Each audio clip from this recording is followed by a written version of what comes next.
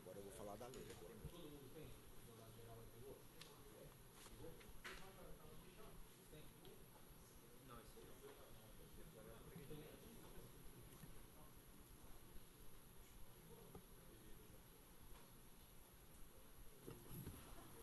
Vamos retomar para a gente, que nós temos aqui as perguntas dos vereadores, depois da plateia, e aí a gente encerra. Gildo, agora eu vou te cobrar oficialmente. Eu te cobrei informalmente e oficialmente. O Gildo é um ativo fixo que presta serviço na prefeitura há muito tempo, e por sinal muito competente. Mas, Gildo, eu já estou um tempinho na política, e você vive avaliando o orçamento, participando, votando, e Vinhedo teve sempre um crescimento. Não que Vinhedo não cresceu, ele estagnou ou não tem aquilo que a gente esperava nos orçamentos, e é o que nós estamos vendo até quando você prevê e no fim você não realiza. Então, para 18, eu acho que tem que segurar esse número, porque ele acaba sendo superestimado. Trabalhar com números reais, porque você vai ter 2015, o comparativo 2016, 2017, e você sabe que o crescimento até 20 vai ser pequeno. Então, a ideia é você trabalhar perto do número razoável. Porque o que acontece na prefeitura? A secretaria acha que tem, vai gastando, e depois o dinheiro não entra. E aí acontece o quê? O buraco. Então, é uma sugestão para o orçamento que vocês vão encaminhar aqui para 2018. Então, eu vou deixar para os vereadores à vontade para sabatinar os companheiros aí. Posso começar? É só uma dúvida que a gente está conversando aqui. No resultado primário, nessa previsão de despesas, vocês estão contemplando essa última fase da questão da austeridade? Então, essa previsão de despesa do 461 milhões, está inclusa já o fechamento do terceiro turno aí da UPA e do PA? Não, esse aí é o resultado passado, né? Se você pegar o resultado primário, né, você tem o que previsto, que é o dos 400 e pouco, que é para o ano todo, e depois você tem uma parte positiva aí, que é o resultado dos 8 primeiros meses. Eu vou tentar explicar a minha dúvida. Eu perguntei isso porque naquele relatório que vocês mandaram no primeiro quadrimestre, então ele tem uma diferencinha dessa receita prevista. Então, com base no que vocês... Como é que vai atualizando essa receita prevista? Ele não é fechado, né? Então, um exemplo só. A intenção é para eu entender o conceito mesmo, não estou nem no detalhe do número agora. Então, um exemplo. Quando vocês mandaram para a gente no primeiro quadrimestre, então, a previsão de receita, de despesa fiscal era 463 milhões, arredondando. E agora ela caiu para 461 milhões. Então, esses 2 milhões, como que vocês atualizam essa previsão de despesa? É em base com... legislação ou informação bancária, só para a gente entender. Eu posso até... Não, ele abre para você aqui. Esse aqui é o que vocês mandaram, o anterior, né? Entendi. Ele está perguntando aqui, ó. Aqui era 461 e aqui agora foi 463. Isso em abril. E aqui agora caiu um pouco.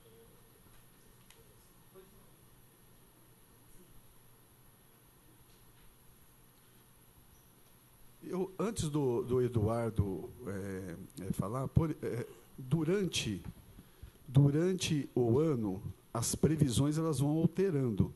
Então, por exemplo, vem um projeto de lei aqui e vocês aprovam um recurso que veio de fora, que não estava previsto numa emenda de deputado. Ele aumenta. Alguma coisa que sai, por exemplo, despesas, ele vai atualizando esse previsto. Existe uma atualização, sim. Sim, a dúvida era essa, a austeridade não entrou ainda nessa previsão de despesa. Não tem. A redução de custo teórica aí não entrou. O resultado... Não, a resposta não. É o seguinte, durante o exercício nós fazemos algumas suplementações e anulações de algumas despesas. Então, uma despesa ou outra, ela pode transitar entre receitas, despesas de capital ou despesas correntes. Aqui a despesa fiscal líquida, por exemplo, e a receita fiscal líquida também, nós temos aqui embaixo uma informação. Ela mostra que as despesas fiscais líquidas, que é o resultante dos somatórios das despesas correntes e de capital, excluídas despesas com juros e encargos, amortização da dívida pública. Então, durante a execução, essa modificação aí de categoria de despesa, ela altera essa informação aqui. Ela oscila de acordo com as suplementações, anulações de dotações no período.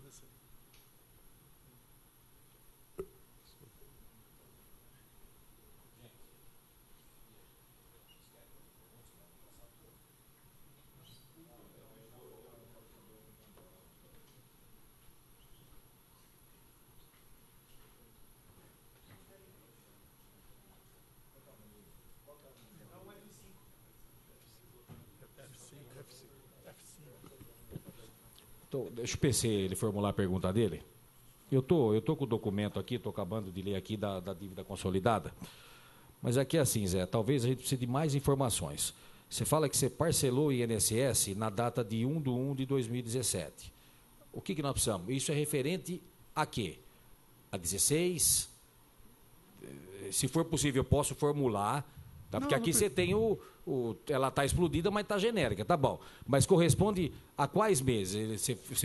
Esse parcelamento entendi. É no mês 3, 4, 5, a INSS? Podemos eu vou explodir dar uma mais. lida e para que vocês explodir exatamente da onde veio, o que deixou de pagar, em qual mês de encargos, e aí precatório, que aí é Estado, né, que você tem que mandar o dinheiro e ajustar. Depois eu vou esmiuçar isso. Tá bom, mas eu entendi. Aí a gente pode mandar também explodir. Já entendi o que você quer.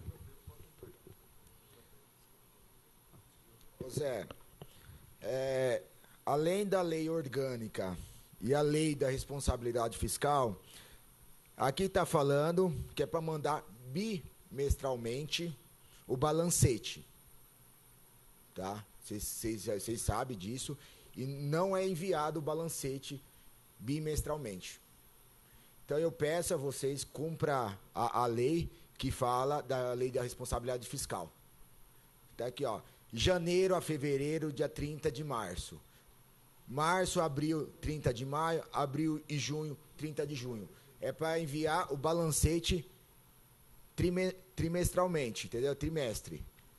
Então eu peço a vocês... Bimestral, você está falando? Bimestral. É publicado. Não, é bimestral que está aqui. Bimestral? A lei orgânica fala que é mensal.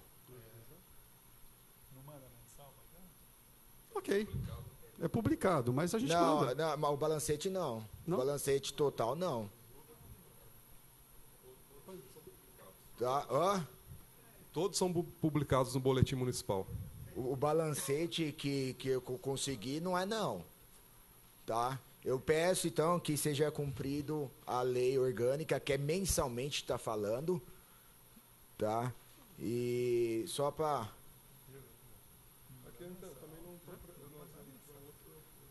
Ok, PC. Ó, que é o artigo 52 do inciso 1, 2, aí, e no artigo 53 também, que é da lei de responsabilidade fiscal. Nós vamos verificar. Se não estiver mandando, a gente manda, sem problema. Tá bom.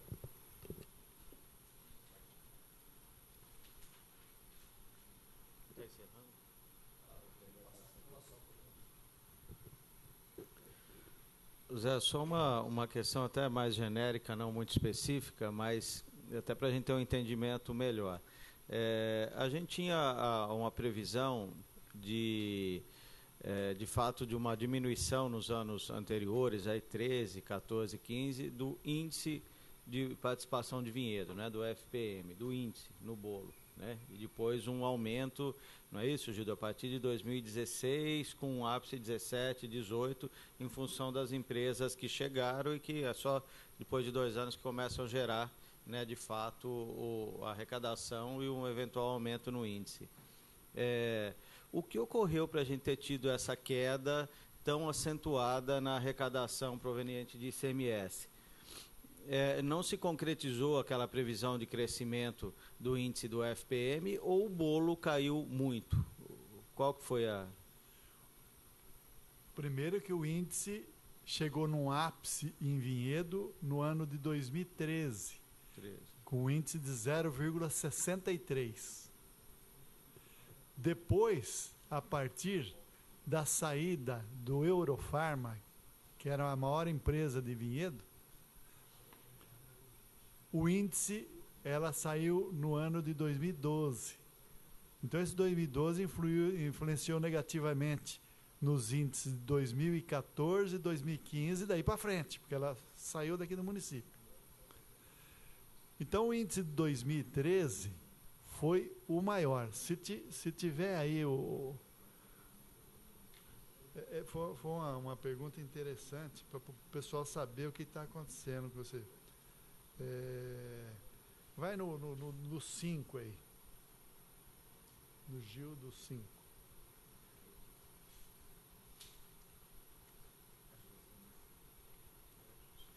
Aí você tem várias planilhas à direita, você vai até quase no fim no índice de ICMS dos vários anos.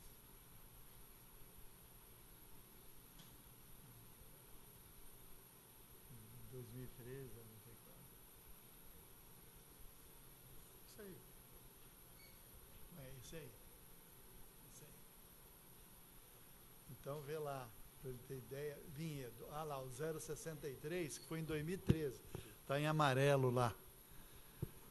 Depois, com a saída do Eurofarma, que depois vocês vão ver o valor adicionado que eles tinham aqui, o índice em 2014, que é baseado nos valores agregados pelas empresas de 2012 e 2011, 2012 o Eurofarma não estava mais, então caiu para 0,58.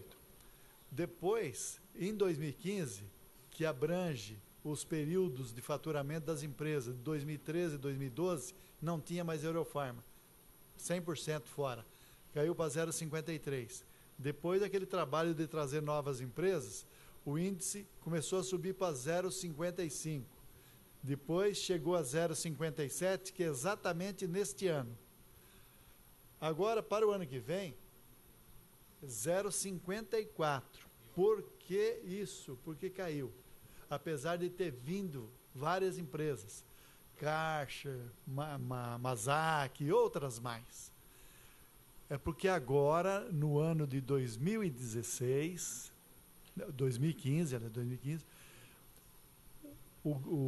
não, 2016, porque caiu para 2018, então pega 2016 e 2015. Em 2016 saiu o Biolab, que era um outro grande laboratório que você conhece, estava dentro da GV, cujos valores são elevadíssimos, mais de 800 milhões de valor agregado.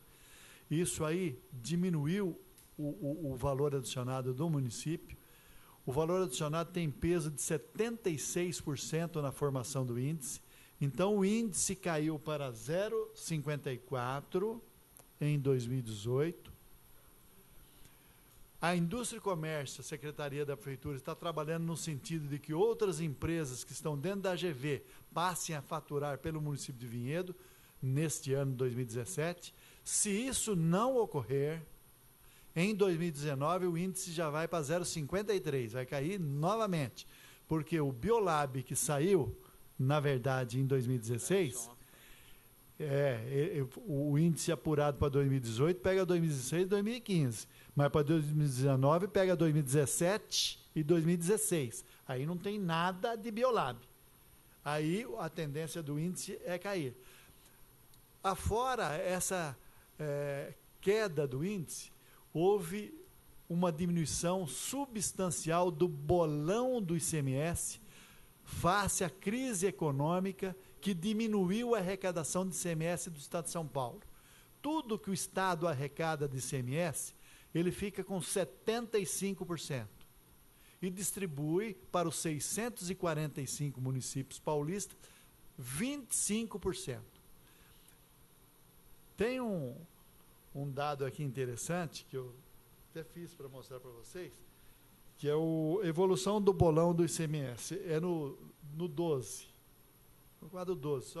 O bolão do ICMS é o que o Estado distribui para os 645 municípios. Se vocês pegarem o 2013, que é eu pego o 2013, que foi o ápice de arrecadação de ICMS no município, foi o recorde histórico, onde o índice era bom e o bolão do ICMS do Estado era ótimo. Então, em 2013, o bolão do Estado era 30 bilhões para os municípios. Distribuiu 30 bilhões. Se você aqui embaixo, ó, se você inflacionar aqueles 30 bilhões e trouxer para o ano de 2017, aqueles 30 bilhões, hoje representariam um bolão de 39 bilhões e 498. 39 bilhões e meio deveria ser o bolão neste ano para ser igualzinho o de 2013. Não tem aumento nenhum. No entanto, o índice desse ano, o bolão desse ano, deverá atingir 33 bilhões. Então, há uma perda em relação a 2013 de 6 bilhões do bolão, além da queda do índice do município. Então, você vê que aí há uma perda muito grande na arrecadação do ICMS, e isso não é privilégio de Vinhedo. Todos os municípios caíram muito a arrecadação de ICMS, a transferência de ICMS por parte do Estado. Isso prejudica, porque quando você atingiu aquele ápice em 2013, lógico, novos serviços foram oferecidos à população, baseado numa tendência que vinha desde antes de crescimento do índice constante durante vários anos. Então você criou serviços, contratou empresas, etc., baseado naquela arrecadação. E ela está tendo uma tendência negativa. O nosso a tendência negativa de índice vai até 2019, que eu falei para vocês. A gente está aguardando uma retomada da economia em 2018, porque aí poderá aumentar o bolão do ICMS. Mas tudo aquilo que nós fizermos em 2017 e 2018, no sentido de trazer novas empresas para o município, ou fazer com que aquelas já sediadas dentro da AGV faturem pelo município, só vai resultar positivamente para 2020 e principalmente para o primeiro ano do próximo prefeito, que é 2021. Então tá bom para ser o próximo prefeito, então. Se aquelas empresas que estão na AGV faturarem para cá. Judo, você dá assessoria para vários municípios e conhece profundamente a nossa realidade e a de outros municípios, inclusive a legislação, né? Porque você ajudou a construir outras e ajudou muito na nossa, tanto na anterior como nessa atual agora. Você sabe que houve um erro, um equívoco de ter deixado Vinhedo 3 anos sem uma lei de incentivos em vigor, né? Foi, eu acho que um dos erros, dos equívocos, que quando anulou parte da lei, recorreu-se a Brasília, em vez de já fazer imediatamente uma nova adequada, paralela ao Supremo, ficou esperando. E se não tivesse feito, estaria até hoje, porque não saiu e nem ia ser a decisão. Então, foi um erro, infelizmente, que ocorreu, que, enfim, foi sanado, né, com a nova lei que fizemos lá em 2015. Mas hoje, comparando, por exemplo, com Louveira, que tem uma condição logística parecida com a de Vinhedo, correto? A gente tem uma legislação hoje, como você sabe, melhor, mais interessante para as empresas, né, mais atrativa até do que Louveira e outras cidades. Tem empresa que não tem como segurar, porque elas vão para Minas, para Extrema, por exemplo, muitas, onde você tem um ICMS de 12 contra 18 de Vinhedo, e isso o município não pode mexer, né, não tem o que fazer. Mas no resto, no que dá. Por que hoje, mesmo tendo uma legislação tão interessante, assim, melhor que de outras cidades, dentro do que é possível ter, inclusive com esse mecanismo para logística, né, para trazer o faturamento para cá, para ter desconto no IPTU, por que não está surgindo resultado? Por que a gente não está vendo nada de significativo em termos de atração de novas empresas, ou até mesmo para segurar essas que, como essa nova que vai sair agora? Você que conhece bem dessa área, o que falta? Bom, o primeiro momento é que a economia está difícil e o pessoal não está investindo. os juros estavam muito altos e os investidores preferiam aplicar no mercado financeiro do que no processo produtivo. Essa crise atrapalhou muito. Um outro caso é que realmente houve um atraso na feitura, na elaboração dessa lei, mesmo porque algumas empresas que poderiam ter vindo para a AGV foram para outras logísticas, tipo Cajamar, que a AGV também está em Cajamar, tá certo? Agora, a gente acredita que nas conversações que a administração atual está tendo com o pessoal da AGV, que algumas daquelas, porque tem cerca de umas 10 empresas já dentro da AGV, você conhece isso, que não faturam por aqui. Elas utilizam o nosso espaço, nossas rodovias, tudo, mas elas faturam por outros municípios. Então, precisa ter esse entendimento entre a administração e a AGV, no sentido de que essas empresas, já aqui sediadas, passem a faturar pelo município. Esse é o grande gancho, porque realmente as maiores empresas de Vinhedo, afora a Volks, que está fora da AGV, as maiores estão concentradas dentro dessa logística. Então, precisa ter realmente uma atenção especial. Então, é um ato de política que vocês estão mais envolvidos do que eu, que sou técnico, mas essa é a minha visão. Se eu puder colaborar, Marcos, agora nós estamos fazendo um trabalho lá com o nosso diretor de desenvolvimento econômico, que é o Torresim. Ele foi secretário lá em Valinhos e ele tem feito reuniões semanais com o pessoal da AGV, exatamente para estabelecer uma relação não só com a AGV, como todas as empresas que estão lá, e tentar atrair e melhorar o relacionamento e tirar as dificuldades para que elas venham. Então, inclusive, me parece aí, pelos próximos dias, nós devemos ter algumas novidades nessa área aí, mais 2 empresas que estão praticamente fechando o negócio com o município. Só nessa pergunta aí, nós perdemos Biolab, perdemos várias empresas, mas a Ouro Fino começa a faturar. Você está computando, ela tem um faturamento. Estou computando, mas não. Por enquanto, o faturamento está pequeno. Não aparece. Não aparece. Não aparece, mas vai aparecer. É um grande potencial, talvez, para substituir Biolab. Deus queira que ela fature tudo por aqui. É uma boa empresa. Aí ela substitui com vantagens o Biolab. Eu peço a palavra, Edu. Eu tenho uma dúvida, por exemplo, a Unilever, ela fabrica em Vinhedo. Por que fatura em Louveira se antigamente essa doutora aqui não tem feito um acordo isso antes de ter mudado toda a logística dela para lá, prefeitura e empresa? Então, ela fatura tudo pela logística.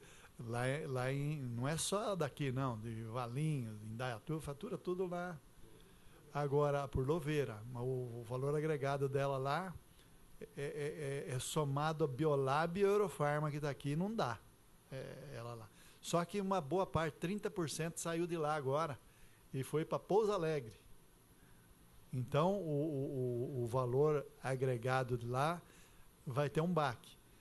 Por outro lado, lá tem a Procter & Gamble, porque a mesma lei que aqui foi condenada por causa do município de Pindamonhangaba, que entrou com uma ação contra essa lei de incentivo e envolveu Valinhos, envolveu Vinhedo e alguns outros municípios. Então, a lei daqui foi considerada inconstitucional.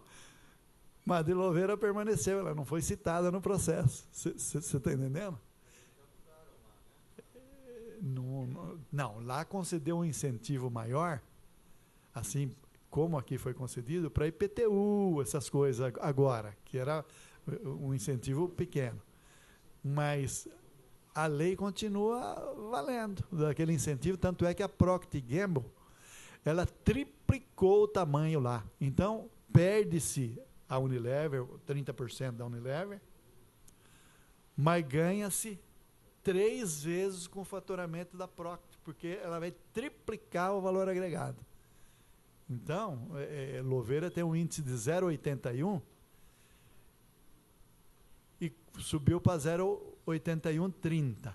E aqui é 0,57, caiu para 0,54. Então, na verdade, a gente tem que brigar no sentido de que, lógico, novas empresas, porque interessa fortalecer o mercado de trabalho para proporcionar emprego para o pessoal que perdeu o emprego nos últimos anos. Mas, de um momento mais urgente, o trabalho é dentro da AGV, porque as empresas já estão aqui. É questão de aqui faturar. Então, porque a minha dúvida é o seguinte, se a gente fabrica aqui, fatura em Louveira, porque a logística é lá, nós temos que cobrar o mesmo imposto aqui, na AGV, que fabrica fora para vir para dentro da nossa cidade. Então, mas aí não é legislação municipal, é legislação estadual, você está entendendo? Porque o Estado pode mudar de repente essa legislação, é perigoso também, pode falar, não, ó, o faturamento de todas as empresas não serão nas logísticas. Pode ter logística onde quiser, mas será onde produziu. Pode mudar a lei. E outra, nós precisamos nos focar, de agora em diante, no imposto sobre o valor agregado. Está todo mundo preocupado com a reforma política, que não vai acontecer, com a previdenciária, que pode acontecer, mas vai demorar um pouco mais. Mas a reforma tributária, eles estão trabalhando todo dia lá. Vai acabar o ICMS, o ISS, PIS, COFINS e outros impostos. Vão reunir 10 impostos e vai constituir o imposto sobre valor agregado. Aí, nesse imposto sobre o valor agregado, precisamos ver como é que ele vai ser distribuído. Está perfeito? A forma de distribuição. Então, a gente está preocupado com uma coisa, mas não podemos, temos que acompanhar sempre com os deputados esse imposto sobre o valor agregado. Como é que vai ser a distribuição dele? Porque hoje, mesmo com a queda do índice, Vinhedo tem um índice muito alto dentro do contexto estadual. Mas o caso é o seguinte, é que o peso da produção das empresas no município é 76%. E o peso da população é apenas 13% na formação do índice. E se mudar o valor, todos os impostos são extintos e constituídos só um, criado só um, imposto sobre o valor agregado. E a distribuição é mais ou menos pela população. Aí quebra, né? Quebra Louveira, quebra Paulínia, quebra Vinhedo, quebra Cajamar. Mas eles acabaram de aumentar a meta em 20 bilhões, porque está aumentando o buraco. Você acha que eles vão tirar de quem? Do município. Eu não tenho dúvida disso. Então, esse imposto sobre o valor agregado, vocês podem acompanhar que ele está sendo discutido todo dia na comissão lá. Você está entendendo? O valor agregado é para o país inteiro. Não, também tocou num ponto muito importante.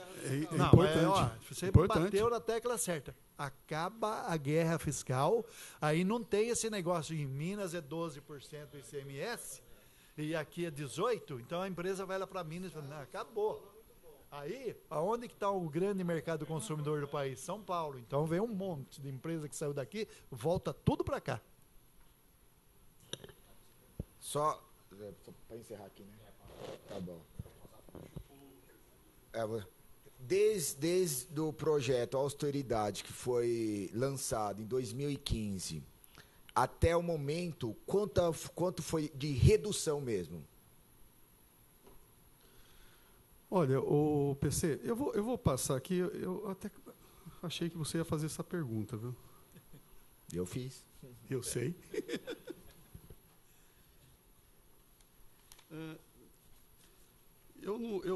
Eu fiz um levantamento aqui, baseado até naquele resultado primário nosso lá, que a gente melhorou bem o resultado.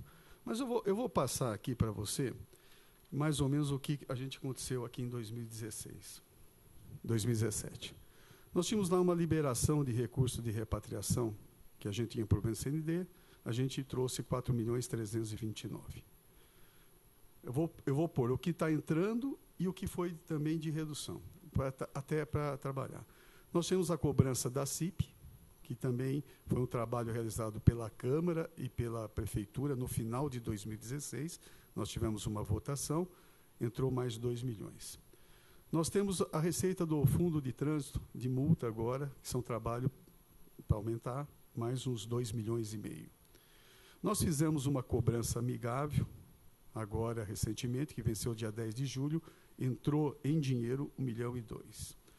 Uma cobrança amigável também com vencimento em 30 de agosto, 347 mil. Nós não passamos a não comprar férias do funcionário. A gente não comprava aqueles 10 dias. E isso comprava.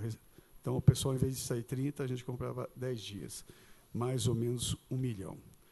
Nós mudamos a lei de requisitórios, dos 30 salários mínimos. Né? A gente pagava até 30, passamos a 5, mais ou menos 1 milhão. Nós fizemos a demissão dos aposentados, mais ou menos 1 milhão. Redução de locação de imóveis, 720. Redução de locação de carros, 1.900.000. O decreto 11, renegociação com fornecedores, 4.400. Festa da uva, 1.800.000. Redução de salário de secretários, 800 mil. Então, a somatória disso aí, anual, é de 22.798.000. Ali embaixo, ali nós fizemos na cobrança amigável, que não está nesse valor aí, mais ou menos 649 acordos, 2.357.000, que não está computado porque paga em 36 vezes. Então, esse é mais ou menos assim, é um levantamento que eu diria superficial, teria que ver aí a parte de contratos que não foram reajustados, alguns contratos que foram cancelados, que eu realmente não tive condição de chegar a esse nível de detalhamento. Mas esse aí é um olhar mais ou menos que a gente pode fazer neste ano.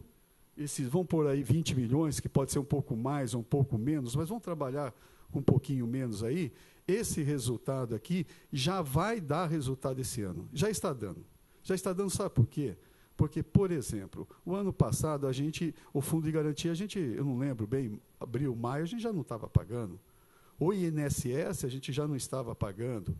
Esse ano, até agora, nós estamos pagando totalmente em dia e também pagamos as parcelas do ano anterior. E pagamos a dívida, né, com os fornecedores do ano anterior, os 24 milhões, nós já pagamos. Então, até agora, nós estamos em dia. Teremos agora, o próximo trimestre, um trimestre terrível.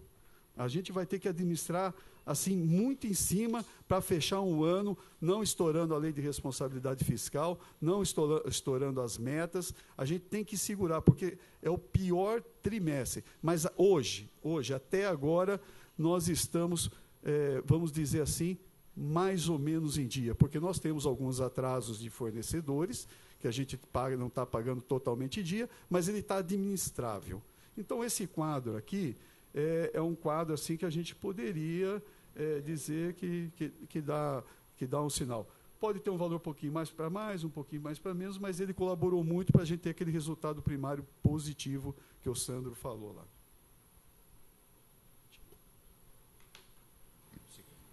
Gente, agora eu vou...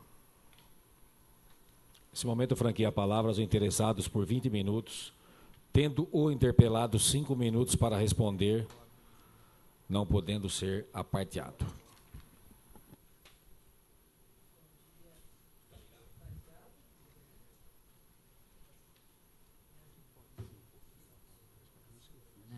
Bom dia a todos, senhores vereadores, presidente da mesa.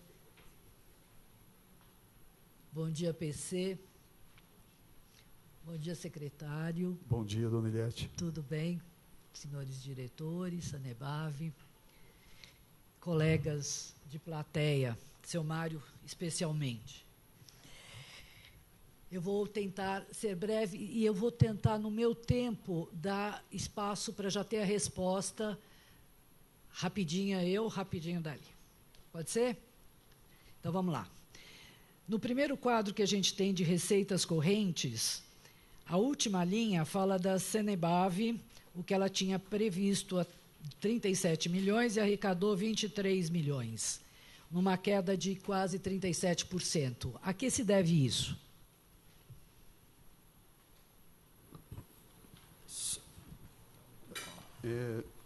Pode... Dona Eliette, qual que é o quadro? O primeiro quadro. O primeiro quadro. Da outra vez, botar o número na página, fica mais fácil. Espera um pouquinho, nós vamos pôr lá para ver. Tudo bem. Olha o meu tempo, hein? Mas eu quero... É bom mostrar para... Não está aparecendo? Está aí. A última linha. A última linha lá embaixo. Sanebab, 37, 23. Dona Eliette, o pessoal da Sanebab está aqui, mas eu vou tentar ajudar. Vamos ver aqui, ó. É aquilo que nós falamos. A receita de capital, basicamente, o dinheiro que entrar de empréstimos para a Sanebab de obras do PAC, ele não entrou. Era previsto 21 milhões e entrou só 1.300.000. Então, aqui, praticamente deixou de entrar 20 milhões. Ok. Olha lá, 37 para 23. Está explicado. E esse dinheiro do PAC é só para a Sanebab? Neste caso, sim, mas também poderia ser para a prefeitura. É financiamento, é só empréstimo. Tá. E aquele dinheiro que era da creche que a gente não usou, está aqui? Creche. Da PAC. Não era do PAC? PAC? Que vinha do governo federal? O Rodrigo é que sabe melhor disso. Hã? Ah, não? Ah, tá bom. Ok. Vamos para outro? O senhor estava falando que o bolão federativo subiu, né? Um pouco, mas subiu. E que, na verdade, a gente só fica mais mal atendido, além dos repasses diretos do Fundo do SUS e da educação, é pela questão do Estado em relação ao ICMS. É isso? É em parte, mas o que vem também do SUS para a prefeitura não, isso é eu muito sei. significante. Eu sei. Não. Eu estou dizendo assim, o bolão federativo está quase igual. Né? Na verdade, ele deu até um pouquinho mais de recursos para nós. 12,94. Né? Agora, o ICMS, apesar de sempre, aqui na Câmara, se fala muito da questão do Pacto Federativo, como ele sendo responsável por quase todas as mazelas. O senhor nos ajudou a entender que não é bem assim. Obrigada. Nas taxas que a gente arrecada, tem taxa de iluminação também, né? Que passou a ser cobrada. Sim. E as multas de trânsito que subiram enormemente, né? Subiu a arrecadação, mas empobreceu o povo. Qual o destino? Tem uma destinação específica? Tem um quadro que a gente possa ver? Onde é que foi destinado essa taxa de iluminação, de quanto é, para onde foi destinado, e idem em relação às multas de trânsito? Bom, dona Eliette, vamos falar um pouco sobre a CIP. A CIP é uma taxa, né, é uma contribuição de iluminação pública para pagar a iluminação da rua. Sim. Né, do poste que está na frente da casa da senhora, para a senhora ter iluminação. Sim. O valor hoje arrecadado disso, nós fizemos isso aí no final do ano passado, num esforço enorme da Câmara Municipal com a Prefeitura. Isso. Nós conseguimos fazer uma aprovação, começamos a cobrar a partir de abril. Maio, entrou a primeira coisa. Hoje, a nossa contribuição está na faixa mais ou menos, a arrecadação de R$200 mil. Isso. Nós pagamos para a CPFL mais ou menos o mesmo valor.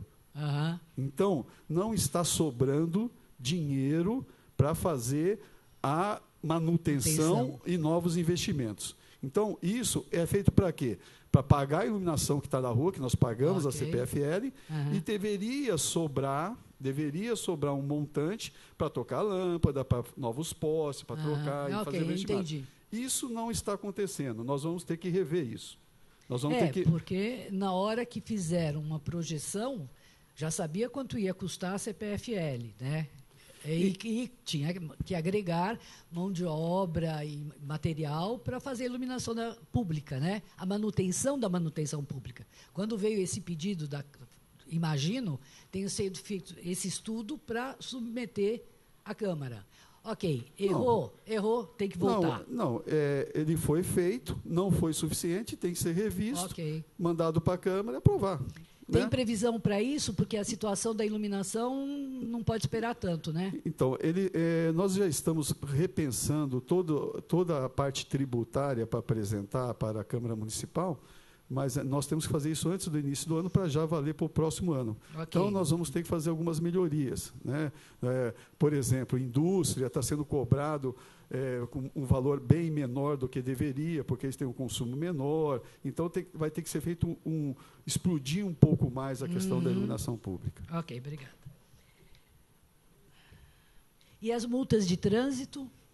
As multas de trânsito elas são exatamente para continuar mantendo o asfalto, mantendo o pessoal trabalhando. Ela tem lá todo um regramento para fazer. Mas tem algum quadro que pudesse ser apresentado dizendo, olha, arrecadamos 3 mil bolinhas. Tantas bolinhas foram para cá, tantas para cá e tantas para lá? Não, aqui eu não tenho, dona Eliette, infelizmente aqui Mas não tem. pode mandar para o presidente Edugelme, posso pedir para mandar para o senhor?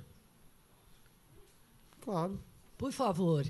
Aí o senhor dá conhecimento para a gente numa sessão da Câmara? Muito obrigada.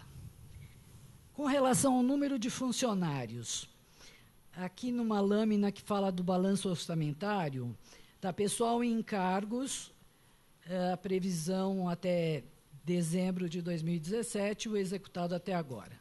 Nós temos o seguinte, um total entre Prefeitura, Sanepar e Câmara de 224 contra 134, que chega a quase em 60%, né? Quer que eu pare um pouco? Não. Esse quadro. Aí. Ok. Eu gostaria de saber o seguinte, qual o número de funcionários da Prefeitura, da Sanepar e da Câmara? Bom, da Prefeitura, nós estamos em torno de 2.800 funcionários. A Sanepar, quantos? 205. Câmara, não sei. 47. 47 no total? Mais ou menos, Ok.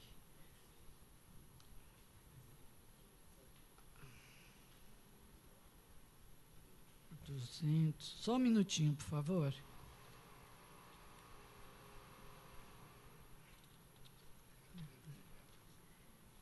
Quer dizer que o custo médio do funcionário da Sanepar, com encargos, imagino que seja isso, é de R$3.000.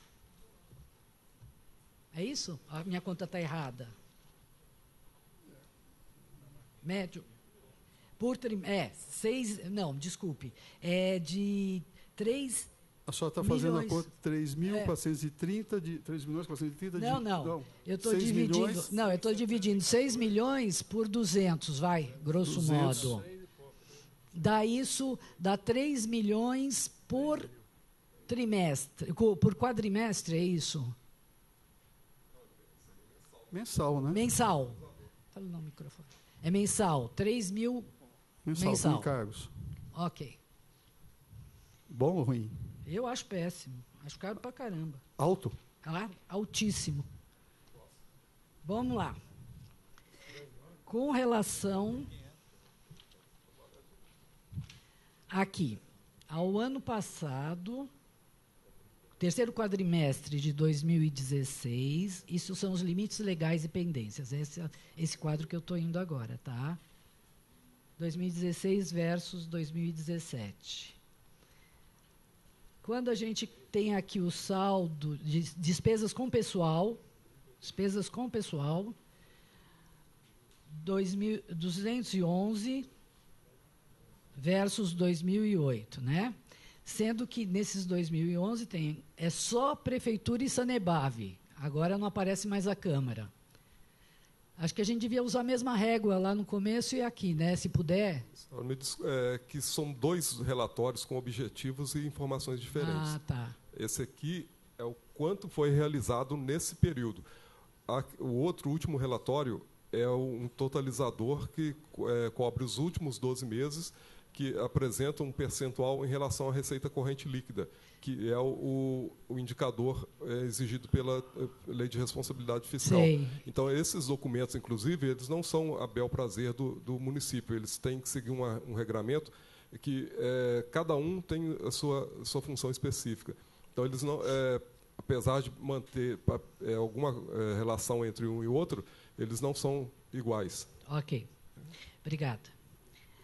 Então, a gente, no ano passado, teve 54,79, que estourou a lei, o limite da lei de responsabilidade fiscal. Isso.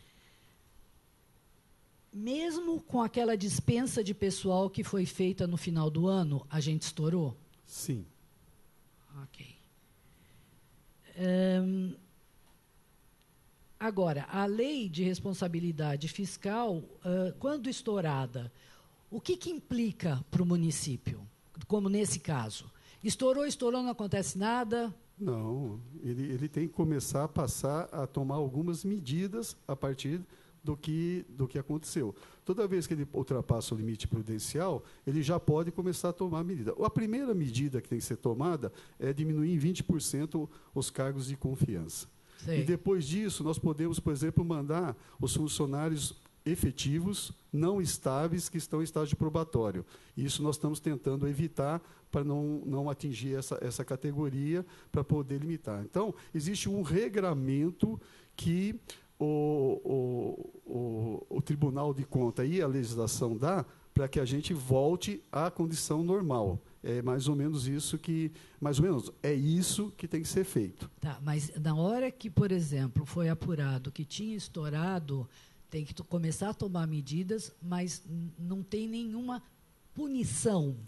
A punição sempre tem. Foi feito o apontamento agora no tribunal, nós vamos fazer a defesa porque isso aconteceu, porque nós tomamos medidas de mandar praticamente 100% dos funcionários de confiança embora, mandamos a função gratificada, retiramos a função gratificada, diminuímos a hora extra, fizemos diversas ações durante o ano anterior, mas mesmo assim nós não conseguimos. Agora, a outra parte é fazer a defesa, que é o porquê que isso aconteceu. Sim. E aí, o porquê isso aconteceu, nós temos todo um arcabouço aí de regramento da diminuição da receita, que isso fez com que nós ultrapassássemos o limite. Porque se a receita ela tivesse acontecido de acordo com o que estava previsto, isso não teria acontecido. A mesma coisa foi esse ano. Foi uma disputa não, mas foi uma negociação bastante forte com o funcionalismo, para a gente não dar toda a reposição de inflação, exatamente para ter um ano mais tranquilo. Porque, senão, se isso continuar acontecendo, a gente vai ter que chegar, vai ter a possibilidade, vai ter que mandar funcionário não estável e efetivo embora. Isso não é bom. E nós não queremos. Nós precisamos tentar manter isso no patamar que está para não prejudicar mais famílias. Mandar a gente embora nunca é bom. Agora, tem ainda muita gordura, né, secretário, se o senhor me permite. Se a gente já sabe que está chegando ao limite, a gente vê que uma cidade como a nossa, nessa situação que nós estamos, não comporta essa estrutura de secretarias, não é só o número de secretarias. Essa estrutura, porque cada uma tem uma estrutura muito grande, a gente sabe, né? Como cidadã, representante aqui uma das poucas, né? Mas não a única, com certeza, única aqui hoje, uma das únicas aqui hoje. Eu pediria que realmente se pensasse bem na maneira de cortar, porque está muito difícil para a população que mais precisa.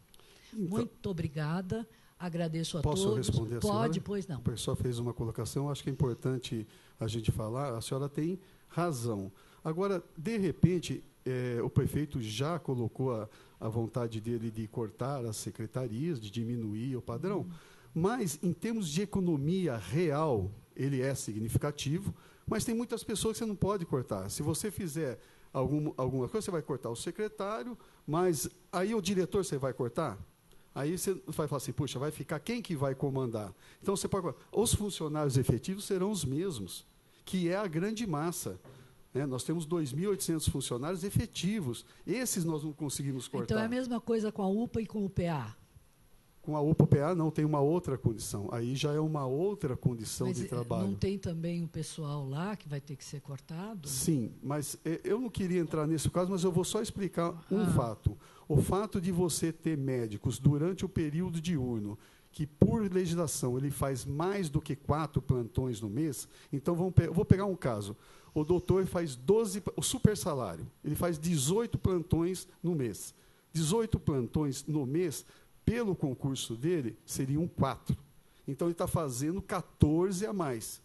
Esses 14 a mais, poderia pegar um médico da noite, né, 14 dividido por 4, seriam 4 médicos da noite, que deixariam de receber à noite e colocaria no lugar desse. Então, nós economizamos 14 plantões só nesse caso. Vezes 3.000, 14 vezes 3.000 dá 52. Só nesse caso, a gente teria uma economia de 52. Vezes 12 meses, seriam 600 mil. Então, tem economia sim. A gestão deste caso é menor. Um outro caso que pode... Por exemplo, para trabalhar à noite, nós temos um volume enorme de adicional noturno, que deixaria de ser pago. Uma outra situação que poderia se repensar. O pessoal que está à noite, quando ele for redistribuído, vai diminuir os 300 mil de hora extras que estão sendo pagos para esse pessoal. Sei. Então, existe economia? Existe. Esse detalhamento vai ser no volume da gestão que for feita. Tá. Então, já que o senhor tem todos esses números, eu vou abusar um pouco. Abuse. Eu estava encerrando, mas eu vou abusar, se permite? Quanto a gente vai economizar com o fechamento do PA e da UPA à noite, e quanto a mais a gente vai ter que pagar para a Santa Casa fazer esse atendimento, computando também ambulância e toda a infra necessária, já que a gente não tem mais o Galileu. É isso mesmo? Nós não temos mais o Galileu, é isso? É isso mesmo. Mas isso não foi divulgado, né? Quem sabia que não tinha o Galileu? Encerrou o contrato. Eu não sei, de cabeça não faz sei. mais de um mês, mas não foi comunicado. Mas, enfim, não importa. Quanto é essa conta? O senhor deve ter um número macro, já que isso tudo foi estudado com seu auxílio, imagino. Sim, eu participei desse auxílio, desse coisa, mas isso também tem algumas, vamos dizer assim, você tem algumas variáveis, né? Não, eu imagino mas que tenha muitas. assim, eu não sou mais o secretário de saúde, não vou fazer a gestão desse processo. E esse processo, ele é um processo delicado, mas eu estimo em 7,5 milhões. Ok, nós vamos gastar a mais? Menos. A menos? Menos. Quer dizer, então, espera um pouquinho. Hoje, se a gente fechar, se fechar isso... Se fechar. Se fechar. O PA à noite e a UPA à noite, a gente vai... E mesmo pagando para a Santa Casa, quanto a gente vai pagar para a Santa Casa? A Santa Casa é o seguinte, a Santa Casa ela tem uma capacidade ociosa à noite, ela está atendendo 28 pessoas. Nós fizemos um investimento gigantesco no hospital para atender 28 pessoas das 19 horas às 7 horas da manhã. Não justifica ter um hospital aberto com estrutura de centro cirúrgico, de UTI, equipes médicas, equipes de plantão, enfermeiro, farmacêutico, para atender 28 pessoas. Então, tem que ser repensado o sistema de urgência e emergência, porque até então nós não tínhamos a Santa Casa dentro do município. Então, nós retomamos. Então, o fato de a senhora já ter um custo fixo pronto para receber, aonde ele não está sendo utilizado, nós temos muito mais funcionário. Ele que estourou. Desculpa, é que só perguntou.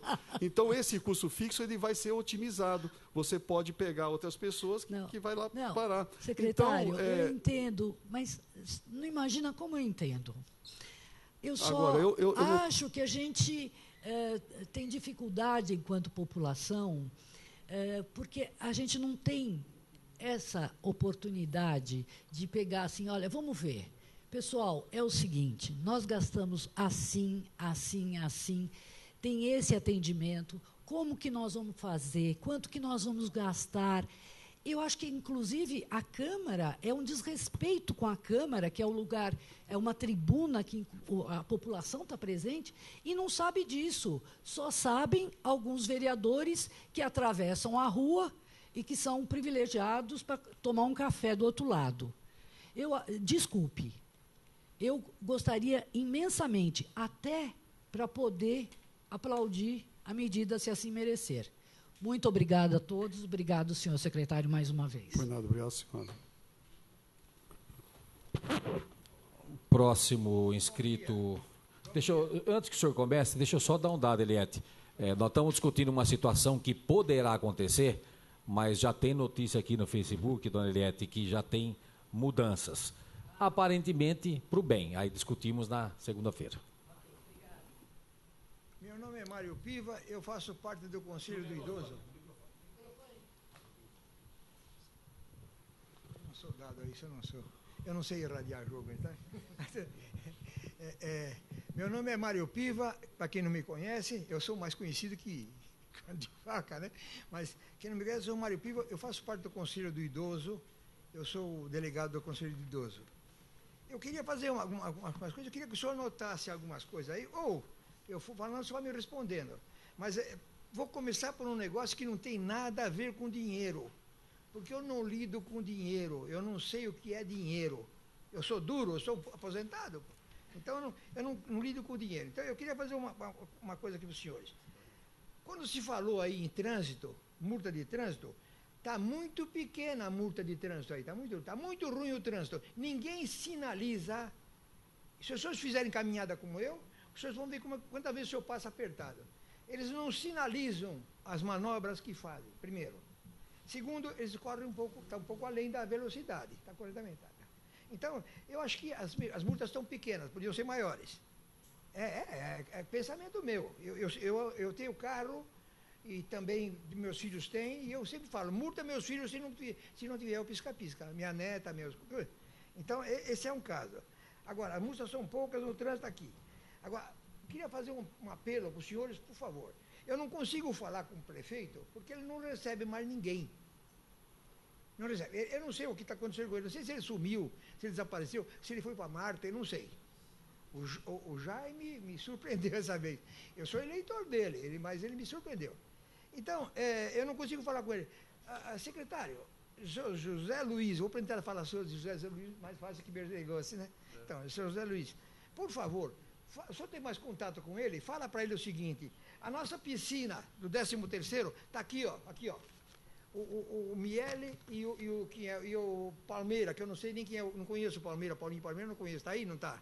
Não.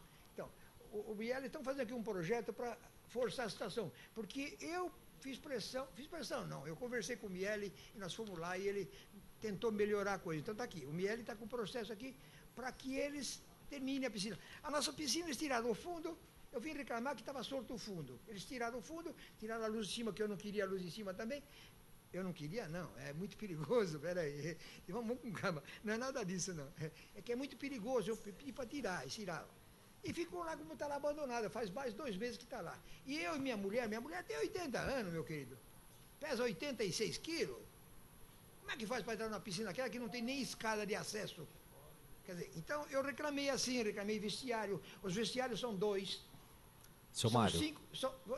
Posso só fazer uma Desculpe, eu fugi um pouco daí. Então, uma intervenção, mas é assim, ó, nós temos alguns regramentos.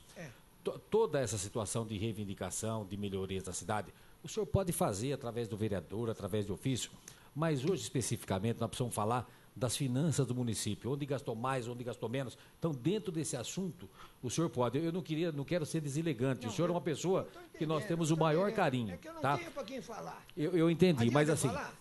Mas eu entendi, eu só queria que o senhor me entendeu? entendesse que nesse momento nós temos que falar de finanças. As reivindicações, nós estamos abrindo aí para o povo, talvez o povo venha falar, o senhor nos redige, o senhor manda ofício, o vereador fala em nome do senhor, mas eu tenho que conduzir do jeito que ela tem que ser. Eu gostaria que o senhor me entendesse. Então me perdoa só. Eu quero que o senhor transmita isso aí, me perdoa, mas transmite lá para o nosso lacaio lá, né? Faz favor. Transmite para ele lá, por favor, que a nossa piscina está parada lá. Tá bom. Então agora, Veja bem, vai sair o salário do terceiro salário, do 13º salário dos funcionários, vai sair? Sai. Financiamento tem dinheiro para fazer isso? Neste momento, não. Não. Neste momento, não. Agora, só para não criar nenhuma coisa, nós estamos trabalhando, estamos fazendo todo um esforço, né, no município exatamente para tentar cumprir com isso. Se eu falar agora, eu seria irresponsável dizer nós temos dinheiro para pagar o 13º. Nós não temos. Mas nós estamos fazendo todo um esforço para tentar chegar até final de dezembro e pagar o salário deles, sim. Veja, isso aqui não é uma cobrança. É só que eu quero dizer para o senhor o seguinte. Deixa eu aproveitar e falar com o senhor também. Eu já reclamei do Rio Podre aqui embaixo, que é um esgoto aberto, céu aberto. Falei com a Daniela falou que ia falar com alguém lá do Sanibável, por favor. Providencia isso para mim também. Marca para mim, por favor, isso aí. Vai, marca isso aí, por favor. Antes que eu me esqueça. Bom, é o seguinte, secretário, é o seguinte, se caso não tiver dinheiro, deixa eu falar uma coisa, presta atenção que eu vou falar, vocês vão ficar tudo bravo comigo, mas não quero saber se vai ficar bravo ou se não vai ficar bravo, não está me importando isso. Agora é o seguinte, se caso não tiver dinheiro para 13º, por favor, não corta o salário do varredor de rua, do carpidor, aquele velho carpa calçada, não corta aquele salário, por favor, paga aqueles lá. Corta dos vereadores, metade que ganham bem, corta dos senhores que ganham bem, corta do prefeito. O meu já está cortado em 30, faz 3 anos que estou sem aumento, pelo amor de Deus. Corta um pouquinho dos senhores, um pouquinho na carne dos senhores, e não corta na carne desses coitados de rua. Que tá tudo, isso acontece no Brasil inteiro. O primeiro que perde o salário mínimo, perde o pagamento e pega o salário, é o cara de rua, que varre rua. Oh, meu Deus do céu, homem velho que nem eu tenho 85 anos, tem homem que vai lá carpir rua que tem minha idade. E eu vejo esse carpino. Aí chega no fim. Quer dizer, eu estou supondo que. Estou torcendo para dentro, porque, afinal de contas, vou escrever aqui, basta assim. Afinal, nós somos a melhor cidade do Brasil. Ou não? Somos. Somos, né? Então somos. Tá bom. Então nós temos que dar um exemplo para os outros. Se precisar de dinheiro, corta o seu salário, o salário dos vereadores, o salário do prefeito. Eu não ganho nada aqui. Senhor Mário, só posso falar uma coisa? Pode. O aumento salarial desse ano, nós fizemos até aí em acordo com toda a equipe, com os secretários, a Câmara Municipal, nós, para as pessoas que ganhavam menos, a reposição foi integral. Certo. Então, até, eu não me lembro mais, acho que foi até R$2.000 quem ganhava. Então, o salário da pessoa que cai... Isso é justiça. Então, isso foi feito. A partir daí, foi dado um valor único para todos. Dos secretários, já faz 3 anos que nós estamos sem aumento.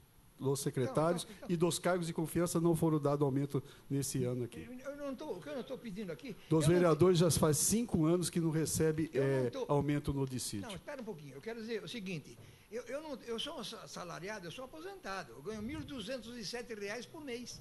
Aposentado. Lamento. Dizer, ninguém tem culpa disso. Eu paguei pouco, recebi pouco, muito bem, não é isso aí. Não vai aí. Vai aqui essa história de punir o cara de rua, que varre a rua, punir o cara que carga a calçada, o que apanha lixo, o coletor de lixo. Isso é horrível, pô. Aí vem falar para mim que isso é democracia, isso é demoniocracia. Marca bem, o Brasil tem a demoniocracia, não tem democracia, é demoniocracia. No meu tempo de moço eu falava assim, esse cara tem o demo. Sabe o que é o demo? Era a redução de demônio. Então é o que eu estou levando na coisa. A demoniocracia que está imperando no Brasil hoje. Quer dizer, aqueles caras ficam milionários e o cortador de rua que cata lixo para sustentar a família, deixa de receber pagamento. Por favor, não façam isso. Hein? Não façam isso. Está aqui embaixo. Nós somos a melhor cidade do Brasil. Com muito orgulho, eu não sou vinhedense, eu sou amparense. Mas eu aceitei. Escolheu a cidade. Escolhi a cidade aqui para morrer aqui. Mas a cidade me recebeu também. Me recebeu muito bem, eu fui muito bem acolhido aqui. Tudo que eu fiz aqui, eu fui bem acolhido. Quer dizer, também eu só procurei fazer a coisa mais ou menos direita. Então, por favor, não deixe acontecer do cara de rua ficar sem salário. Por favor, não faça isso, tá? Ok, senhor. E eu vou bater palma para vocês.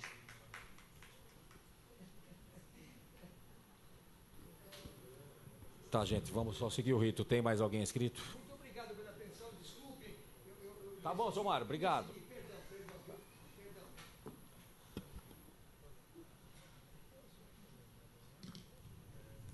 ser baixo, né? Bom dia a todos, secretários, vereadores. Aos que não estão presentes, não tenho compromisso com a população, que deveriam estar todos aqui.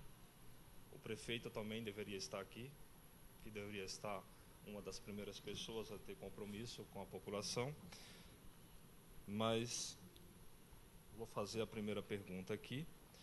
Em relação aos cargos de confiança e os cargos concursados, qual a diferença de valores hoje entre os concursados, o valor total que os concursados recebem e o valor total que os cargos que são de confiança, contratado à parte, que é aquele que o prefeito convida a ser assessor, secretário, qualquer coisa. Qual o valor que a prefeitura tem mensal nesses gastos? Só com o cargo de confiança, porque eu procurei, fucei, não consegui fazer essa separação.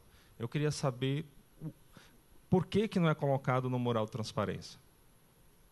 Olha, eu acho que está no mural, sim. Eu acho que está no portal Transparência, porque isso é uma regra e normalmente tem lá uma relação de portal. Eu não saberia dizer mensal, mesmo porque o objetivo do nosso trabalho aqui, eu não tenho detalhamento, eu estou falando com os números. Mas hoje é bastante, não deve chegar aí a 5% da folha total da prefeitura, porque nós temos agora 64 cargos de confiança, vai diminuir mais um pouco, chegamos a ter mais de 280 cargos de confiança, hoje tem 65, o prefeito está propondo diminuir mais um tanto aí recentemente, deve ter uns 45 cargos entre chefia de gabinete e diretores. Isso aí não deve chegar a 5% da folha, até menos talvez. Mas isso é só da prefeitura ou da Sanebave ou no total? Da Sanebave eu não tenho conhecimento. Da Câmara Municipal é a maioria cargo de confiança, porque aqui é até pela maneira deles trabalhar, porque tem que ter as pessoas da confiança deles para trabalhar. Da Câmara eu não sei quanto que são. Da Sanebave. Mas só para a título, vou te falar assim precariamente, mas se você somar o número de diretores que tem hoje, dependendo do que vai, 100 encargos dá mais ou menos R$500 mil por mês. Não sei se eu respondi a sua pergunta. Respondeu. Entre diretores, exceto o secretário. Tá. Se quiser, a gente faz a conta também. Uhum. Uma outra coisa que eu estava ouvindo a colega comentar aqui sobre a taxa de iluminação. Essa taxa de iluminação, qual que é a base de cálculo e ela é constitucional? Lógico que Pública. Lógico que é constitucional. Ela não é só constitucional, como é obrigação do poder público cobrar e não pode cobrar abaixo do que é, porque ele tem a obrigação de manter o serviço. Hoje não paga a iluminação pública, quando lá a manutenção. Então nós mandamos um projeto de lei, o Gildo já está ajudando a gente a repensar isso aí, para poder pelo menos pagar. Né, tem que pagar a iluminação, a conta de energia que a gente paga para a CPFL, que ela cobra por poste, e ainda nós temos que ter uma sobrinha para trocar lâmpada, poste que cai, poste que tem que ser substituído. É constitucional, sim. Oh. Uma outra coisa, não sei se está no tema, mas eu espero que esteja, sobre o polo industrial de Vinhedo. A gente está falando em aumentar recurso e diminuir recurso. Eu estive fazendo uma pesquisa aqui no setor de comércio e indústria e recebi alguns dados de lá que o polo industrial de Vinhedo não contratam profissionais de Vinhedo, contrata sempre dos municípios vizinhos. Então, em vez de trazer a receita para cá, essas receitas vão para outra cidade, né? Segundo o diretor que me passou, disse que a prefeitura ela não está investindo em cursos, não seria profissionalizante, mas em outros cursos sobre a área industrial. O que se pode ser feito para que possa contratar esses profissionais de Vinhedo, para que possa gastar esses recursos aqui e aumentar a contribuição? Olha, eu acho assim, é mais palpite, né? Eu entendo que nós temos trabalhado, sim. Nós temos mais ou menos 700 vagas no CEPROVI, que são pagas por dinheiro público. Né? Eu acho que é isso, mais ou menos 600, 700, eu não tenho um número, que são bolsas de estudo que a gente transfere, a Câmara Municipal aprovou esse recurso, uma subvenção. Então, há cursos profissionalizantes no município, pago com dinheiro público, para atender a demanda lá. É logicamente que a liberdade de contratação é da empresa. A empresa ela escolhe, dentro do departamento de RH, qual o profissional que é. É a mesma coisa concurso público, né? Para os funcionários públicos, aquele que passou, a maioria não é de Vinhedo, não mora aqui. Poderia também ficar aqui, mas aí é uma regra que você não consegue quebrar. Mas você tem razão, a gente tem incentivado, sim, é repassado dinheiro para o Sebrovi, que é um curso profissionalizante da cidade, mas aí a escolha é da empresa, né? O polo industrial é que escolhe. Na verdade, o que o diretor me comentou não seria nem tanto os cursos profissionalizantes, mas seria aqueles mais voltados para o plástico, que é o torneiro mecânico, essas coisas dentro do Senai, que são a mão de obra que o distrito, às vezes, mais necessita. Eles estão buscando esses profissionais, tanto em Jundiaí, que lá tem um Senai, tanto em Valinhos, Campinas, e Vinhedo não tem nenhum requisito de Senai, não tem nenhum incentivo da prefeitura para que possa ajudar esses profissionais a estar fazendo esses cursos, que são cursos rápidos, de 1 mês, 2 meses, a estar fazendo em outras cidades. A minha outra pergunta, não sei se você vai comentar sobre alguma coisa sobre isso, eu estou aqui, na verdade, em nome dos universitários. Né? Eu sei que estão querendo cortar gasto, reduzir. Para o ano que vem, o que a prefeitura tem em mente ou em mãos em relação ao transporte universitário? Ele vai continuar? Ele vai ser cortado? Qual a promessa que nós, universitários, temos em relação a isso? Olha, não é uma pergunta que cabe à Secretaria da Fazenda responder. Pelo aspecto financeiro, pelo aspecto das finanças públicas e pela obrigação legal, nós temos que garantir o transporte básico, né? É o transporte das crianças. Isso é a missão constitucional. Então, primeira coisa que nós temos que garantir é o transporte da educação básica. Logicamente que é muito importante você fomentar o transporte universitário, mas do jeito que está, não me parece que o orçamento suporta. Tem que se pensar uma saída para isso. Esse ano já foi feito um trabalho junto com a Câmara Municipal para poder manter. A Câmara teve que ceder R$1 milhão do orçamento dela, fazer economia para poder ajudar lá.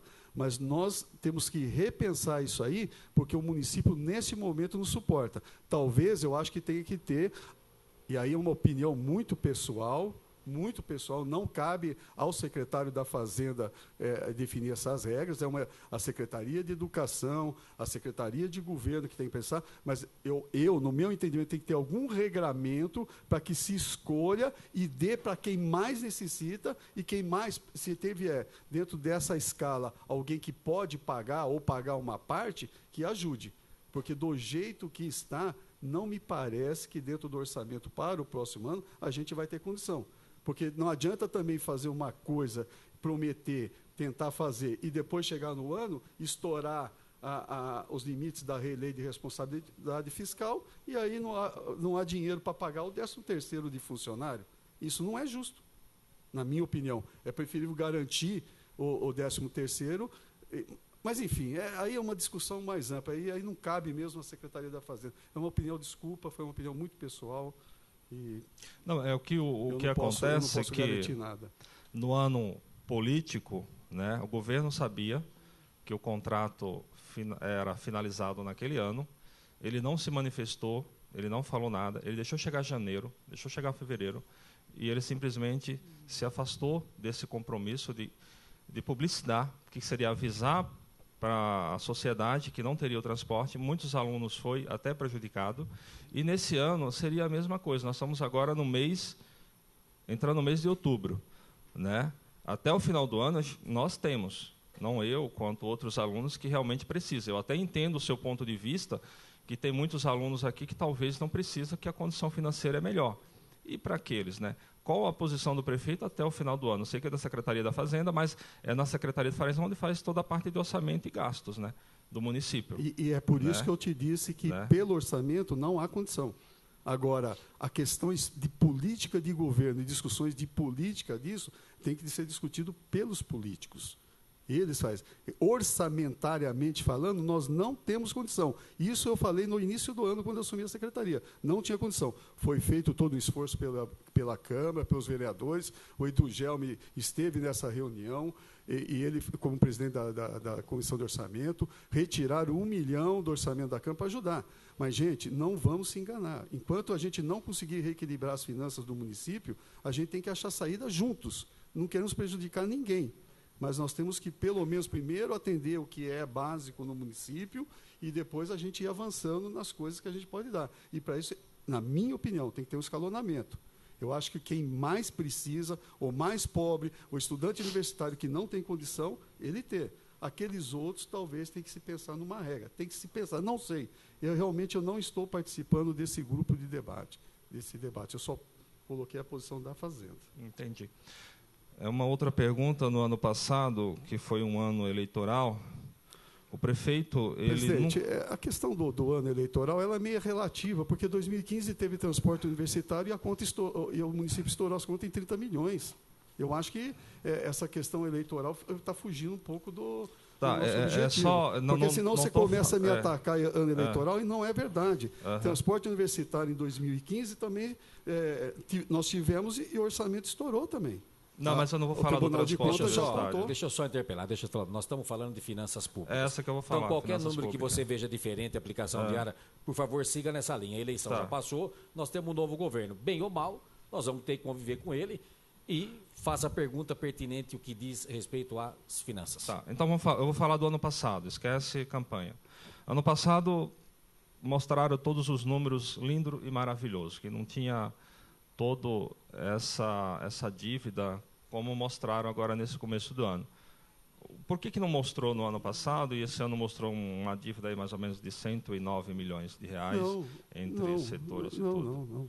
Né? Eu acho que eu não participei das audiências públicas, talvez o Eduardo tenha participado, mas nas audiências públicas os números foram apresentados, como é feito hoje. A gente está falando que vai estourar o orçamento. Se vão acreditar nisso ou não, não cabe a nós. Mas nós estamos no primeiro quadrimestre, viemos aqui falando, vai estourar. Nós estamos vindo no segundo quadrimestre, vai estourar. A turma não acredita. Quer dizer, as pessoas talvez não entendam ainda que vai estourar. O que a gente tem que fazer é corrigir. A gente está tentando corrigir. Mas que no ano passado, eu imagino, eu não estava aqui, mas eu acho que nas audiências foram apresentadas, olha, tem um déficit disso. Mesmo porque, se você pegar os alertas do Tribunal de Contas, o Tribunal de Contas alerta todos os meses. Todos os meses a gente recebe o alerta do Tribunal de Contas. E sabe qual que é o alerta? Nós vamos estourar em 47 milhões. Orçamentário, não estou falando financeiro. Nós temos que falar, está lá, ele está lá. Prefeitura de Vinhedo, vai estourar, precisa corrigir. Aí, o que você viu lá no resultado primário? A gente está tentando fazer aquela diferença. Estava 19 negativo, está 20 positivo, mas quando você soma 19 para 20 positivo, 23, está dando 43. E é mais ou menos o que o tribunal está apontando, orçamentariamente falando. Porque daí a receita de capital você tem que abater e tal. É falado. É que a linguajar do nosso meio é meio uma linguajar pesada, chata. Não é débito-crédito só. Aí eu falei orçamento, depois falei em fiscal. Mas que vai. Gente, não vai. Não tem. Nós estamos gastando mais de 61% em folha. A verdade é que que você coloca benefício, o orçamento gigantesco vai 61%. Aí você põe hospital, você põe limpeza pública, acabou o dinheiro.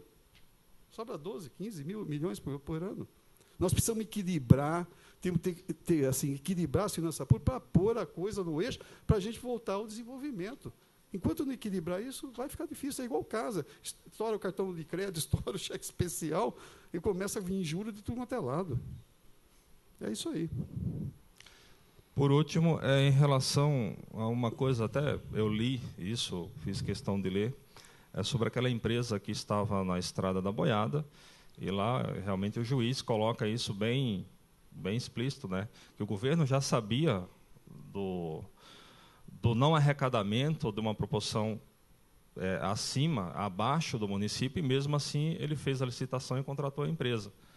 E tanto que a empresa ganhou, né, que o município pagasse o que não estava pagando sobre aquela empresa que era da Estrada da Boiada. Então, se o governo já sabia que não estava tendo aquela arrecadação acima do que ele imaginava, e mesmo assim ele contratou a empresa na situação que o município estava, isso considera o quê Qual do empresa governo? que é? A da Estrada da Boiada, que estava fazendo aquela... Não é a Sanebab? Acho que não é nem prefeitura. Mas não é da prefeitura? Não. A Sanebab não é relacionamento da prefeitura? O orçamento não vai da prefeitura? Não, então, essa é a confusão. Entendeu? Mas lá consta detalhadamente a prefeitura, né? E mesmo sabendo que o orçamento... Da Estrada da Boiada, pelo que eu sei, é da Sanebab. Então, só para tentar clarear, da Estrada da Boiada foi Sanebab, rompeu o contrato, porque talvez ele não tenha cumprido. Talvez você não queira falar daquela empresa que ganhou a liminar, é isso ou não? Talvez seja isso, mas vamos deixar passar, entendeu? É só isso, só. Muito obrigado pela atenção dos senhores. Você. Tá bom? Obrigado. Tem mais alguém inscrito? Não. Bom, caso tenha ficado alguma dúvida perante o público, conceda a palavra aos interessados por até 2 minutos para a manifestação. Ninguém levantou a mão, então, se algum vereador quiser fazer uma consideração final, bem rapidinho. O meu é rapidinho e é uma dúvida, Zé. É que a gente chegou a comentar sobre isso e é uma questão que está acabando de acontecer e talvez você possa ajudar a gente a entender mesmo. Porque a gente estava conversando aqui, os vereadores, o prefeito acabou de anunciar o seguinte, né, que vai ter a transferência da UPA 24 horas para a região da Capela, no início de 2018, e Santa Casa fortalecida com atendimento de urgência e emergência 192 e 193 e pronto atendimento SUS a partir de 7 de outubro. Então, como essa é eu só estou perguntando porque essa foi um anúncio de uma medida de austeridade. Queria que você clareasse um pouquinho mais. Como é que vai ser isso? A Santa Casa vai já imediatamente abrir para o SUS e as outras medidas vão ser em 2018? Como que é esse negócio da UPA ir lá para a Capela? O que quer dizer isso aqui? Porque, sinceramente, a gente não conseguiu entender. Rodrigo, eu também não tenho detalhamento sobre isso e eu não poderia te responder com certeza. Tá. Então, fica um pouco... O que eu posso falar aqui, talvez vocês vão ter que ter um pouco mais de, vamos dizer assim, de consideração que se tiver algo fora, porque eu não fui para lá, não sei o que aconteceu. Tivemos uma reunião logo cedinho dos secretários, uma reunião de meia hora, onde foi explanado algumas coisas, mas aí o detalhamento eu não consigo. Mas pelo meu entendimento, o prefeito teve lá numa maratona, foi segunda-feira para lá, ficou 3 dias no Ministério da Saúde tentando reverter as coisas.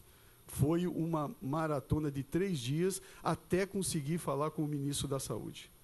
Ele precisava falar com o ministro da Saúde, porque a gente está recebendo 5, 6 milhões do SUS, gastando 108 milhões, estamos tendo que tomar medidas duras e que a gente não consegue dar conta mais. Porque você tem, de um lado, um hospital que a gente investiu e que foi uma briga dessa casa. O primeiro cara que se eu estiver errado, depois vocês me corrijam, mas eu acho que a primeira pessoa que veio na cabeça que falou sobre Santa Casa aqui foi o Eduardo, que falou que não deveria, tal. Depois o Rodrigo entrou também. Mas, assim, o município fez um investimento enorme e nós temos um hospital lá. E parece que o ministro, foi presidente da Associação de Santa Casa. Se não foi o ministro, o secretário nacional foi. Aí ele foi lá e falou assim, eu tenho uma Santa Casa que está atendendo 28 pessoas à noite. Eu tenho uma UPA que está atendendo 60 pessoas à noite e tem um PA da Capela que está atendendo 20 e poucas pessoas à noite, das 19 às 7 da manhã. Então, não é policlínica, é PA. Às vezes a gente vai fechar a policlínica. Não é policlínica. Policlínica é uma coisa, PA é outra. Aí ele levou essa situação. Eu tenho que achar uma saída para isso. Nós não podemos gastar mais com PA e UPA mais do que nós estamos gastando com o hospital. Nós estamos pondo só de mão de obra em PA e UPA 31 milhões. E com o hospital o ano todo a gente põe 24 milhões e 400. Você soma tudo isso, são 55 milhões para trabalhar só no sistema de urgência e emergência. Aí você tem todas as unidades básicas para dar. Aí ele foi debatendo isso. Aí você tem a questão do recurso, que poderia ser cortado, você tem a questão. Aí eles encontraram uma solução, pelo que... Aí agora começam as coisas do detalhamento, que eu não sei ainda como que vai ser a operacionalização. Mas, a princípio, é o seguinte, a Santa Casa já passa a atender SUS à noite. Hoje, a população do PA da Capela, que vai no PA, não é na Policlínica, e que vai na UPA, não pode ir para a Santa Casa. A partir de 7 de outubro, no período da noite, o SUS será atendido na Santa Casa, que é uma briga daqui. Vocês sempre falaram que o SUS teria que, a Santa Casa deveria atender o SUS. Você foi na Secretaria de Educação falar comigo, Rodrigo. Eu nunca mais esqueço disso aí. Zé, precisamos repensar a Santa Casa. Eu era secretário de Educação do Milton na época. E aí, então, passa a receber. Então, a população não precisa mais, a partir do 7 de outubro, passar na UPA. Por quê? Você vai no PA da Capela, lá não tem um raio-x, lá não tem um exame de sangue. É um médico que encaminha. O cara vai lá, estou com uma dor. Não, então passa para a UPA ou vai. Agora ele já pode vir direto. Então, a operacionalização, sei. Então, a partir de 7 de outubro. Eles vão manter um plantão, pelo que eu entendi, um atendimento reduzido nesses locais, tendo em vista que à noite é muito pouca gente. E é mesmo, gente. Por mais que agora estão falando que tem um monte de gente, esse monte de gente ele acontece mais ou menos entre 7 horas da noite às 22, 23. Das 23 até 6 da manhã, são pouquíssimos casos. Então, vai manter um atendimento reduzido no PA da Capela, um atendimento reduzido, que eu digo assim, vai manter o médico, o enfermeiro e tal, mas não aquela equipe de 4 médicos, 3, não, vai manter, e a Santa Casa já passa a atender. Então, o povo, o cidadão, ele pode escolher, eu quero ir no PA, vai ter lá o médico, eu quero ir aqui na UPA, vai ter, mas eu quero ir para a Santa Casa, já pode ir direto. Essa é a primeira situação. Nesse período até lá, o governo vai se preparar para a Capela ter uma UPA com melhores condições. E o governo federal e o ministro assumiu o compromisso de que lá ele passa os recursos que está passando para aqui e para lá. Então, nós teríamos de um lado da cidade a Santa Casa e do outro lado uma UPA. Né? É lógico que vai ter que ser readaptado tudo, isso vai ter o canto. Isso mantém o prédio daqui, isso mantém os recursos de lá, e o Ministério nos dá a condição, ele aceita que lá tem uma UPA, que pode começar com uma UPA tipo 1, depois uma UPA tipo 2, uma UPA tipo 3, até que a gente chegue com uma UPA super boa, que atenda o outro lado da cidade, a população da Capela, e atenda aqui do lado de cá a Santa Casa. É mais ou menos isso, Rodrigo. Agora, o detalhamento disso, como ele ficou 3 dias falando com um monte de gente lá para conseguir assumir esses compromissos, eu não tive tempo. A reunião foi das 7h30 às 8h, depois tinha reunião com os vereadores, depois tinha reunião com o conselho, depois tinha reunião com não sei quem lá, e eu tinha que me preparar para vir para cá. Então, a grosso modo, é isso. A grosso modo. Né? Assim, o que eu vejo de mais importante nisso é que a Santa Casa retome esse atendimento, que a gente otimize esse atendimento noturno, que gente, não dá para pagar R$ 458 por consulta à noite. Durante o dia ela custa R$ 173, e na Santa Casa vai custar R$ 53. Esse é o valor da consulta à noite. Durante o dia, legal, está otimizado, que durante o dia a Santa Casa está atendendo 279. Para atender 28 à noite, você tem um hospital gigantesco, com um custo fixo altíssimo, e atender 28 pessoas, nós temos que salvar essa Santa Casa, nós temos que ajudar, esse é o debate. A gente tem que ajudar, e talvez esteja aí uma das saídas. Você vai ficar com uma UPA lá e uma Santa Casa aqui. Agora, isso está certo, não? Vocês políticos têm o debate, vocês ouvem a população, vocês já contribuíram para que essa posição fosse avançada, né? Saiu de um estágio, já foi para outro, o prefeito teve que ir para Brasília, tal. Isso é uma contribuição da parte política. Zé, então, trocando em miúdos, o início de 2018 deixaria de existir uma UPA central. Essa parte eu não entendi, mas pelo que você falou é isso, né? Então, é isso que eu não consegui entender esse detalhamento. Mas vamos dizer que em termos de futuro, hoje você tem uma UPA, e um hospital a 700 metros um do outro, para atender uma coisa que poderia ser atendida num lugar só. E do outro lado da cidade, você tem um peazinho que não tem assim, ele é como é que chama a pessoa que manda? Ele atende e manda para a UPA e para a Santa Casa. O que vai fazer? Vai reforçar esse outro lado de lá. Agora, se isso vai encerrar no início de janeiro, como que vai ser a operacionalização? Porque isso é uma coisa muito nova, muito nova. Mas me pareceu, até os técnicos lá do Ministério, aquela moça não estava na reunião, não. Que você entrou, a Melissa não estava.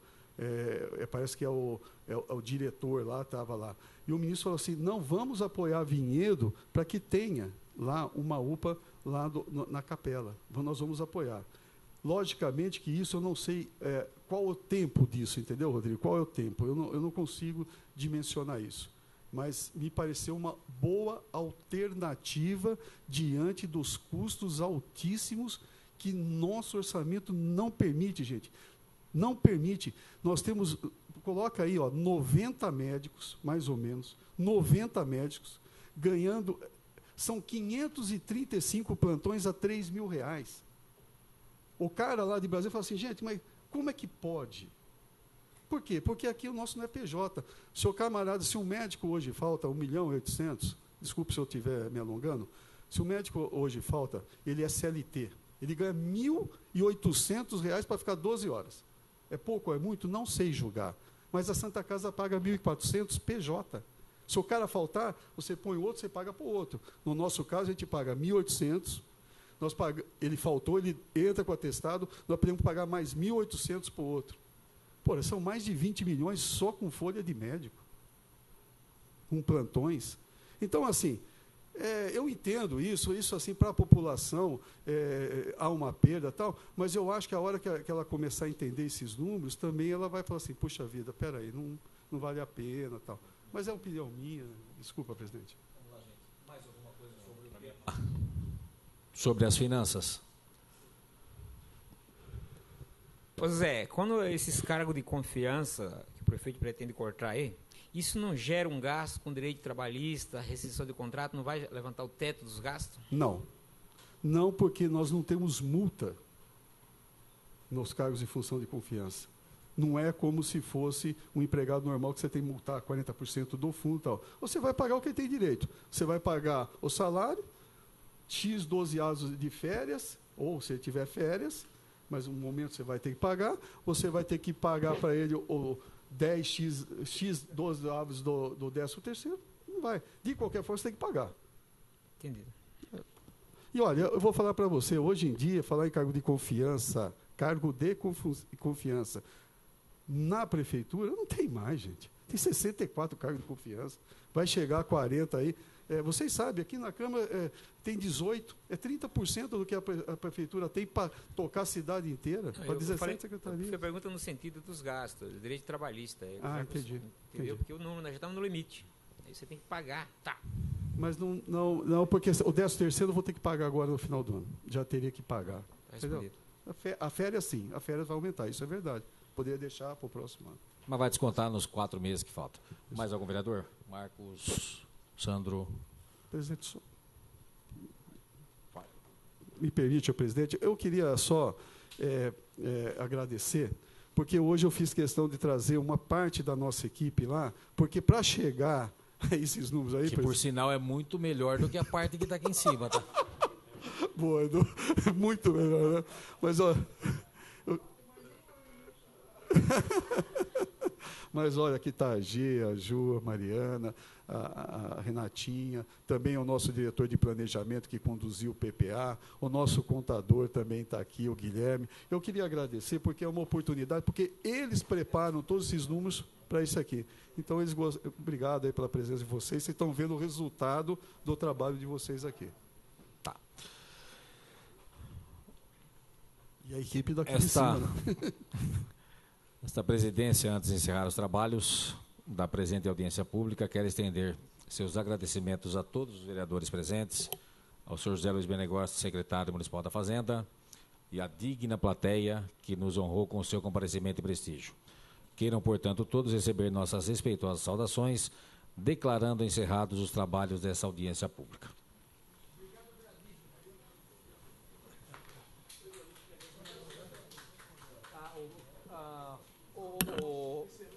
Como é que chama o menino lá? A lista de presença está aqui?